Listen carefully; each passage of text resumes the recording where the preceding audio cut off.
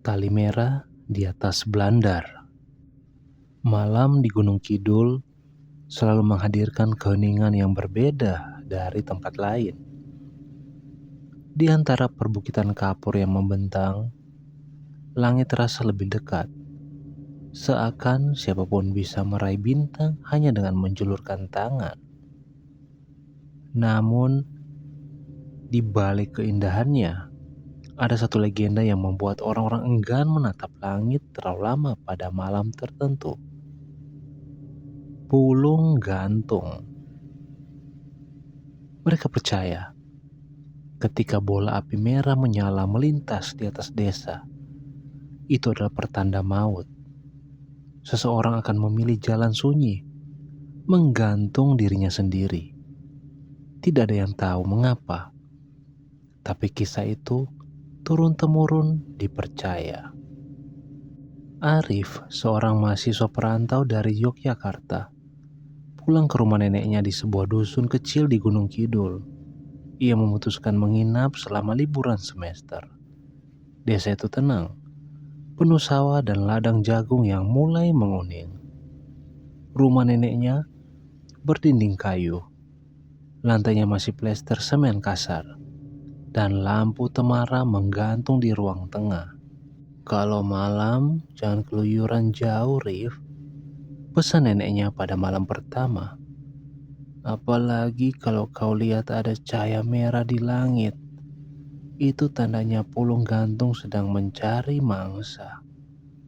Arif hanya terkekeh. Itu cuman mitos, Nek. Palingan meteor jatuh atau obor orang cari belut di sawah. Neneknya mendesah, wajahnya serius. Jangan meremehkan cucuku. Banyak orang di desa ini yang mati setelah pulung lewat. Entah kenapa, mereka mendadak merasa ingin mengakhiri hidupnya. Padahal sebelumnya sehat-sehat saja. Arif tak menjawab. Ia mengira itu hanya cara orang tua menakut-nakuti anak muda agar tidak keluar malam. Malam ketiga, saat angin berdesir dari arah bukit, Arif duduk di beranda rumah sambil memainkan ponselnya. Listrik sempat padam beberapa menit, membuat suasana semakin kelam. Ketika lampu kembali menyala, Arif tanpa sengaja menengadah ke langit. Saat itulah ia melihatnya. Seberkas cahaya merah menyala, seperti bola api yang melayang perlahan di atas desa. Bukan seperti kembang api, bukan pula lampu pesawat. Cahaya itu bulat, berwarna merah menyala, namun bergerak pelan seolah mencari-cari sesuatu di bawahnya. Bulu kuduk Arif meremang. Ia teringat ucapan neneknya, pulung gantung. Bisiknya nyaris tak terdengar. Cahaya itu melintas perlahan, lalu berhenti di atas sebuah rumah tua di ujung jalan. Rumah Pak Sastro, seorang duda tua yang hidup sendirian setelah istrinya meninggal beberapa tahun lalu. Cahaya itu berputar pelan, seakan menggantung di atas atapnya. Arif menelan ludah. Logikanya berkata, itu mungkin fenomena alam. Tapi perasaan dalam dirinya mengatakan ada yang tidak beres. Keesokan paginya, kabar itu menyebar. Pak Sastro ditemukan meninggal, tergantung di belanda rumahnya. Wajahnya membiru, lidahnya menjulur, dan kursi reo tergeletak di bawah kakinya. Orang-orang desa gempar, tapi sekaligus pasrah. Mereka berbisik-bisik, menyalakan pulung gantung. Semalam aku lihat cahaya lewat di atas rumahnya, kata seorang bapak di warung. Ya sudah pasti. Kalau pulung hinggap, besok paginya selalu ada yang pergi. Jawab yang lain. Arif yang ikut mendengar obrolan itu merasakan dingin menjalar di tulang punggungnya. Ia benar-benar melihat cahaya itu. Dan sekarang korban sudah ada. Rasa penasaran bercampur ngeri mulai menggerogotinya. Malam berikutnya, rasa kantuk sulit datang. Bayangan Pak Sastro tergantung terus menghantui pikirannya. Arif akhirnya keluar ke beranda lagi, menatap langit yang bertabur bintang. Ia ingin membuktikan apakah cahaya itu muncul lagi. Neneknya yang sudah tertidur terbangun ketika mendengar suara langkahnya. "Rif, kau keluar lagi? Hati-hati, pulung itu bukan main-main." "Tapi Nek," jawab Arif, "bukankah ini kesempatan? Kalau aku bisa memotret atau merekam, orang-orang akan tahu kalau semua itu hanya fenomena biasa." Neneknya menggeleng pelan, matanya dipenuhi kekhawatiran. "Kau masih muda, jangan ikut campur urusan yang tidak bisa dijelaskan akal. Percaya saja, ada yang tidak kasat mata yang berjalan bersama cahaya itu." Arif tetap bersikeras. Ia duduk menunggu. Angin malam makin dingin. Desau dedaunan jati terdengar jelas. Sesekali, anjing kembali melolong. Tepat menjelang tengah malam, cahaya itu muncul lagi. Bola api merah melayang tenang, memancarkan sinar aneh yang membuat bayangan pepohonan bergerak, seakan hidup. Arif menahan napas. Ia mengangkat ponselnya, mencoba merekam. Tapi anehnya, layar ponselnya hanya menampilkan gambar hitam. Tidak ada cahaya, tidak ada apa-apa. Tiba-tiba, dari arah dalam rumah terdengar suara dentuman keras. Arif menoleh cepat. Suara itu datang dari pintu kamar neneknya. Padahal neneknya seharusnya sudah tidur. Jantungnya berdegup kencang. Ia berlari masuk, membuka pintu kamar, tapi mendapati neneknya tidur pulas tanpa gangguan. Keesokan harinya, desanya kembali digemparkan. Kali ini seorang pemuda, tetangga tak jauh dari rumah Arif, ditemukan tergantung di gudang belakang. Orang-orang semakin yakin pulung gantung sedang berkeliling dusun mereka. Arif merasa ngeri sekaligus bersalah. Ia melihat cahaya itu lagi semalam, tapi ia hanya diam, tidak bisa berbuat apa-apa. Benarkah pulung gantung memang membawa maut? Ataukah sekadar kebetulan orang-orang itu memilih mati? Pertanyaan itu membayanginya sepanjang hari, dan rasa takut makin menebal. Namun, di balik ketakutan itu, ada dorongan kuat dalam dirinya untuk mencari tahu lebih jauh. Menjelang sore, ia memberanikan diri berbicara dengan Mbah Wiryo, tetua desa yang dikenal sering dimintai nasihat. Lelaki tua itu duduk di lincak bambu, menatap sawah dengan mata sayu. "Mbah, apa sebenarnya pulung gantung itu?" tanya Arif. Mbah Wiryo menarik napas panjang. "Nah, pulung itu bukan sekedar cahaya. Itu tanda, semacam utusan dari dunia lain. Kalau ia singgah di rumah seseorang, berarti ajal orang itu sudah ditentukan. Bukan hanya mati, tapi mati dengan cara tergantung. Entah bagaimana orang itu tiba-tiba akan merasa dorongan kuat untuk mengikatkan tali di lehernya sendiri. Tapi kenapa harus gantung diri? Kenapa bukan yang lain?" Mbah Wiryo menatapnya lama lalu berbisik. "Karena pulung itu berasal dari roh-roh yang dulu mati tergantung. Mereka mencari teman, dan setiap kali pulung turun, berarti satu jiwa baru akan bergabung dengan mereka." Arif terdiam, tenggorokannya kering. Kata-kata itu terasa seperti racun yang menyusup ke dalam pikirannya. Malam pun tiba lagi. Arif tidak bisa tidur. Ia merasa ada sesuatu yang mengintainya. Sesuatu yang menunggu saat ia lengah. Neneknya terlelap, tapi sesekali mengerang seakan bermimpi buruk. Sekitar pukul 12. Suara-suara aneh mulai terdengar, seperti bisikan. Suara lirih, samar tak jelas dari arah luar rumah. Arif memberanikan diri mengintip lewat jendela. Dan di langit sana, cahaya merah itu muncul lagi. Lebih dekat dari sebelumnya.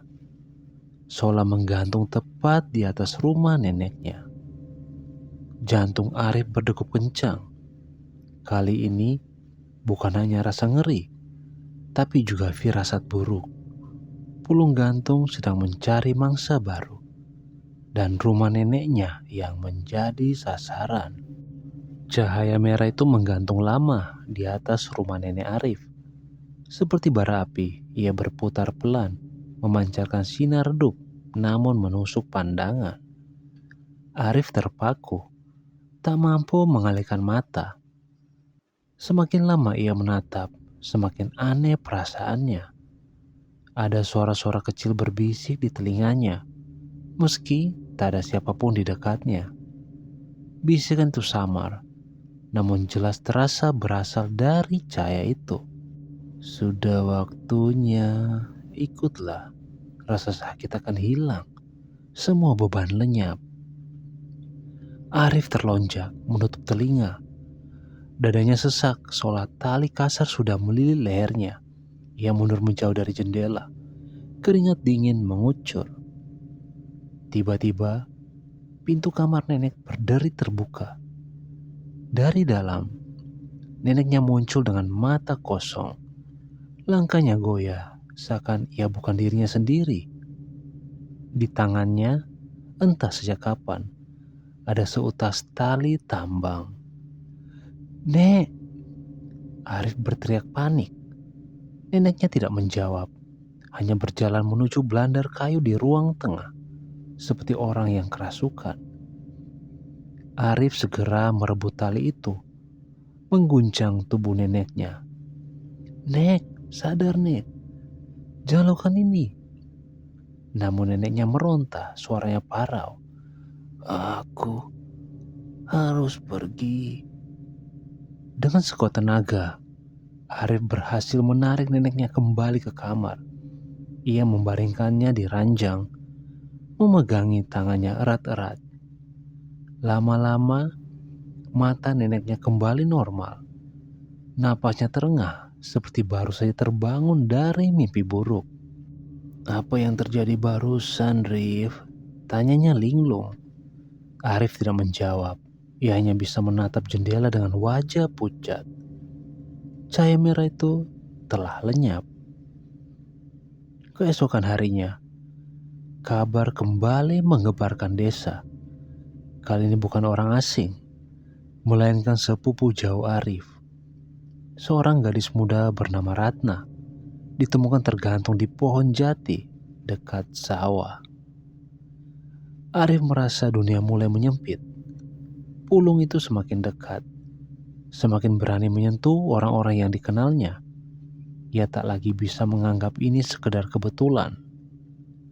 Orang-orang desa semakin takut.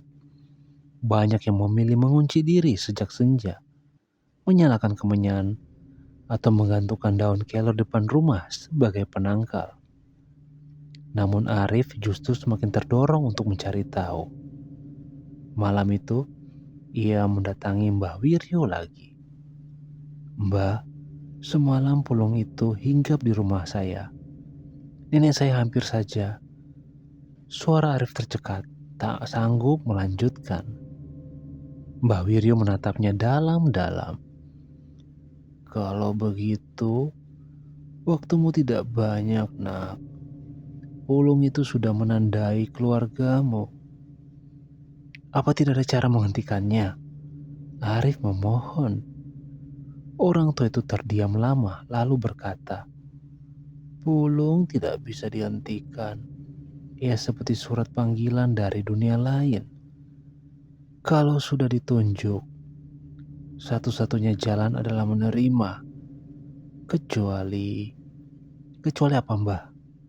Mbah Wiryo menatap langit senja. "Kecuali ada yang berani menukar takdir itu dengan dirinya sendiri. Tapi itu bukan jalan yang ringan. Pulung akan menagih jiwa entah bagaimana caranya." Arif terdiam. Kata-kata itu menancap seperti paku di kepalanya. Menukar takdir, mengorbankan diri. Malam berikutnya Arif tidak bisa tidur. Ia duduk di beranda dengan segelas kopi, matanya terus menatap langit. Ia tahu Pulung akan datang lagi. Dan benar saja, sekitar tengah malam, cahaya merah itu muncul bergerak perlahan dari arah bukit. Semakin dekat, semakin terang, hingga akhirnya berhenti tepat di atas rumahnya lagi. Arif gemetar. Suara bisikan itu kembali terdengar lebih jelas dari sebelumnya. Kau bisa menghentikan semua ini. Kau bisa menukar takdir mereka dengan dirimu. Ikatkanlah saja satu lilitan dan semuanya selesai. Arif menggenggam kepalanya mencoba melawan. Tapi tiba-tiba ia sadar. Tangannya sudah meraih tambang tua yang tergantung di sudut beranda. Ia tak tahu kapan mengambilnya. Matanya kabur, pikirannya buram. Ia merasa tenang aneh. Seolah ide menggantung diri itu bukan hal menakutkan, melainkan pembebasan.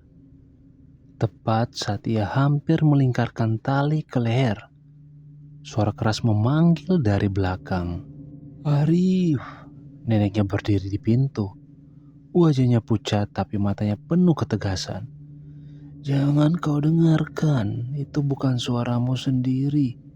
Itu bisikan mereka. Arif terjatuh. Tambang itu terlepas dari tangannya. Cahaya merah di langit bergetar, lalu perlahan bergerak menjauh. Arif menangis. Tubuhnya gemetar hebat. Ia sadar betapa tipis jaraknya tadi dengan maut. Setelah kejadian itu, Arif tidak lagi berani menantang malam. Namun, meski bersembunyi, rasa takutnya tidak berkurang. Ia tahu Pulung itu masih mengintai, menunggu saat ia lengah. Hingga suatu hari, kabar buruk datang lagi. Seorang pemuda desa yang dikenalnya sebagai sahabat Ratna, sepupunya yang sudah mati, ditemukan tergantung.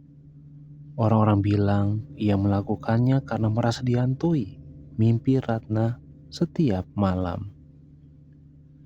Arif merasa lingkaran ini tidak akan berhenti. Pulung seakan tidak hanya membawa kematian, tapi juga menyebarkan kutukan ke siapapun yang tersentuh jejaknya. Dalam keputusasaan, Arif kembali mendatangi Mbah Wiryo untuk terakhir kalinya. Mbah, saya tidak tahan lagi. Kalau memang harus ada yang menukar takdir, biar saya saja. Asal nenek saya selamat. Asal orang-orang berhenti mati seperti ini. Mbah Wiryo menatapnya lekat, lalu menghela napas. Nah, ingatlah. Pulung itu bukan sekedar cahaya. Ia adalah jaring. Begitu kau menyerahkan diri, mungkin memang kutukan di sekitarmu berhenti. Tapi jangan salah, arwahmu tidak akan pernah tenang.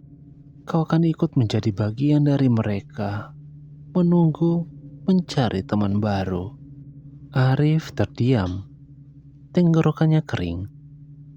Namun jauh di dalam hatinya, tekad itu semakin bulat. Jika memang ada yang harus menjadi tumbal untuk menghentikan rantai ini, ia rela. Mbah Wiryo hanya menutup mata, berdoa. Malam itu, Arif bersiap. Ia menyalakan lampu minyak di ruang tengah. Duduk dengan seutas tali di tangannya. Ia menunggu, menatap langit melalui jendela. Neneknya sudah tidur, atau mungkin sengaja berpura-pura tidak tahu, agar tidak semakin sakit hati. Detik-detik terasa lambat, hingga akhirnya cahaya merah itu muncul lagi. Pulung melayang berputar di atas rumah. Sinarnya menembus celah-celah jendela. Bisikan itu datang lagi, lebih keras, lebih meyakinkan. Iya, waktumu sudah tiba. Hanya satu lilitan, lalu semua selesai. Kau akan bebas. Mereka akan selamat. Arif berdiri, tangannya bergetar. Namun hatinya mantap, ia mengangkat tali itu melangkah ke bawah belandar. Namun tiba-tiba, suara lain terdengar, lirih penuh ketakutan. "Rif, jangan lakukan itu." Neneknya berdiri di pintu kamar, air mata mengalir di pipinya. "Kau pikir aku akan tenang kalau kau mati? Kalau kau jadi bagian dari mereka? Tidak, Rif. Kau hanya akan memperpanjang rantai. Jangan tinggalkan aku sendirian." Arif membeku. Kata-kata neneknya menusuk lebih dalam daripada bisikan pulung.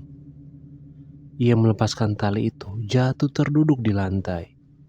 Cahaya merah di langit bergetar keras, seperti marah, lalu melesat pergi ke arah bukit.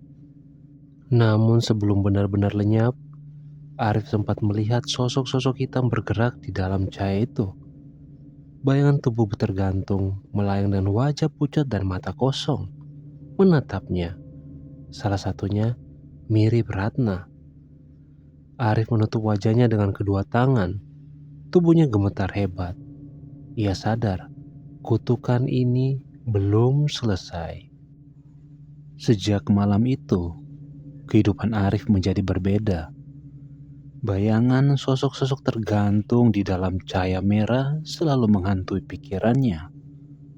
Ratna, Pak Sastro, bahkan wajah-wajah lain yang tak ia kenali, seolah mengikuti kemanapun ia pergi. Hari-hari di desa berubah muram. Tak ada lagi anak-anak yang bermain di jalanan sore hari. Pintu rumah selalu tertutup rapat sejak senja. Orang-orang berbisik, menghitung berapa korban lagi yang akan jatuh sebelum pulung gantung berhenti. Arif berusaha menenangkan diri, tapi setiap malam ia mendengar suara-suara. Bisikan yang memanggil namanya, suara tali yang berayun, bahkan terkadang terdengar seperti kayu belandar berderit. Padahal rumah sepi. Neneknya semakin lemah. Ia sering terbangun sambil menangis, mengatakan bermimpi Arif tergantung di ruang tengah. Arif selalu memeluknya, meyakinkan bahwa ia masih ada. Tapi jauh di dalam hati, ia takut mimpi itu bisa jadi kenyataan. Suatu sore, Arif memutuskan pergi ke bukit kecil di belakang desa, tempat orang-orang percaya cahaya pulung sering muncul. Jalannya sepi, hanya diapit pepohonan jati dan semak belukar. Udara di sana terasa lebih dingin meski matahari masih bersinar. Di puncak bukit, ia menemukan sebuah batu besar berlumut. Di sekitarnya ada bekas-bekas tali yang putus, melilit pohon-pohon. Bekas itu terlihat sudah lama, namun masih jelas bentuknya. Arif berdiri lama di sana. Ia merasa seolah sedang menatap altar tak kasat mata. Angin berembus membawa suara samar, suara jeritan tertahan, tangis dan lolongan panjang. Tanpa sadar ia berbisik, "Kalau memang kalian menunggu aku, tunggulah, aku akan datang." Malam itu, cahaya merah muncul lebih cepat dari biasanya. Tidak hanya satu, tapi dua. Keduanya melayang di langit, berputar-putar, seakan sedang bersiap menjerat mangsa. Arif duduk di ruang tengah, menatapnya dari balik jendela. Ia tidak lagi melawan rasa takut, justru ada semacam ketenangan aneh yang melingkupinya. Namun neneknya tahu. Ia keluar dari kamar, membawa sebuah Al-Quran kecil di tangannya. Suaranya bergetar saat berkata, "Kalau kau menyerah, Rif, aku juga akan pergi bersamamu. Apa kau tega meninggalkan aku sendirian?" Arif tercekat. "Nek, bukan itu maksudku. Kalau kau pergi, aku juga tidak punya alasan untuk hidup. Ujar neneknya dengan mata basah. Lebih baik kita mati bersama daripada kau jadi korban kutukan ini. Suasana menjadi hening. Hanya suara detak jantung Arif yang menggema di telinganya. Saat itu, cahaya merah semakin mendekat. Sinarnya menembus celah-celah rumah, membuat bayangan mereka berdua bergoyang di dinding. Bisikan itu kembali terdengar, lebih keras, seperti ada puluhan mulut berbicara serentak. Satu jiwa, satu gantungan. Pilihlah, kau atau dia. Arif sadar, malam ini adalah penentuan. Pulung tidak akan pergi tanpa korban. Dalam keputusasaan, Arif berlari keluar rumah, berteriak ke arah cahaya merah di langit. Ambil aku, jangan sentuh nenekku lagi. Aku yang ikut kalian. Cahaya itu berhenti, berputar di atas kepalanya. Angin berhembus kencang membuat daun-daun jati berguguran. Suara bisikan berubah menjadi tawa mengerikan. Tiba-tiba, tali tambang di beranda bergerak sendiri, melayang seolah ada tangan gaib yang mengikatnya ke belandar. Ujungnya menjuntai, persis di depan Arif. Arif menatapnya, tubuhnya gemetar. Namun sebelum ia melangkah, neneknya meraih tangannya. Jangan, Rif, aku mohon, jangan. Air mata Arif mengalir deras. Kalau bukan aku, mereka akan terus datang, Nek. Aku tidak bisa membiarkan lebih banyak orang mati. Neneknya berlutut, menangis. Lebih baik kita melawan bersama, Nak. Jangan kau sendirian menanggung semua ini. Cahaya merah semakin mendesak. Bayangan sosok-sosok tergantung mulai muncul jelas, mengelilingi rumah. Wajah-wajah kosong itu menatap Arif. Lidah menjulur, mata melotot. Tali tambang bergoyang seperti menunggu. Arif menutup mata, mengangkat tangannya. Namun tiba-tiba teringat kata-kata Mbah Wiryo. Pulung itu jaring. Begitu kau menyerah, kau akan menjadi bagian dari mereka. Rantai itu tidak pernah putus. Jika ia mati malam ini, kutukan tidak akan berhenti. Justru ia akan menjadi bagian dari pulung, ikut menjerat orang lain. Mata Arif terbuka lebar. Tidak, aku tidak akan ikut kalian. Aku tidak akan jadi bagian dari rantai ini. Ia meraih Al-Quran kecil dari tangan neneknya, mengangkatnya tinggi-tinggi, lalu berteriak sekuat tenaga, membaca doa yang ia hafal sejak kecil. Cahaya merah bergetar hebat. Suara tawa berubah menjadi jeritan panjang, memekakan telinga. Sosok-sosok tergantung itu melayang mundur. Wajah mereka terdistorsi, seakan terbakar oleh cahaya kitab yang diangkat Arif. Angin bertiup semakin kencang, lalu tiba-tiba semuanya berhenti. Langit menjadi gelap kembali, hanya tersisa bintang-bintang yang berkedip terang. Tali tambang jatuh ke lantai, tak bergerak. Arif terduduk lemas, napasnya tersengal.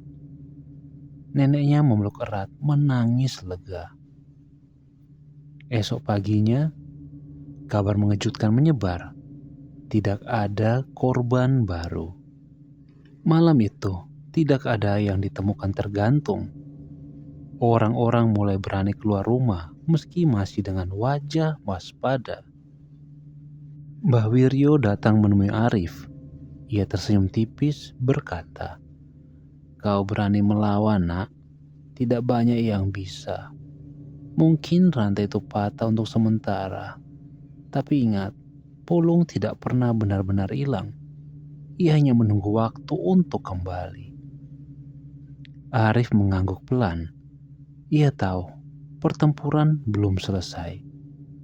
Tapi untuk saat ini, setidaknya ia berhasil menyelamatkan neneknya. Dan mungkin seluruh desa.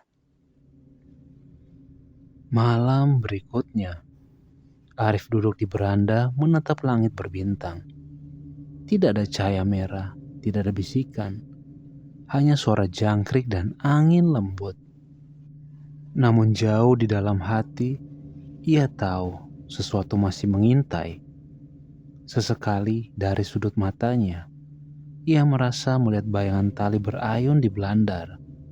Dan kadang dalam tidurnya, wajah Ratna muncul, tersenyum getir, seolah berkata, "Kau selamat kali ini, tapi rantai ini belum putus."